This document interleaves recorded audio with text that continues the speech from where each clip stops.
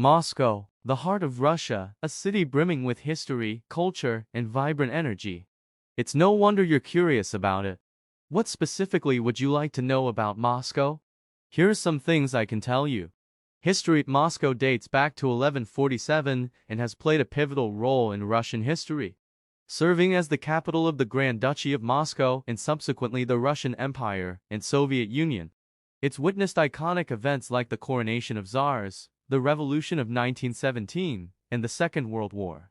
Culture. Moscow is a cultural powerhouse, boasting world-renowned museums like the Kremlin Armory, the Pushkin State Museum of Fine Arts, and the Tretyakov Gallery. It's also a center for performing arts, with famous theaters like the Bolshoi Ballet and the Maly Theater. Architecture. Moscow's cityscape is a fascinating blend of architectural styles, from the ancient onion domes of St.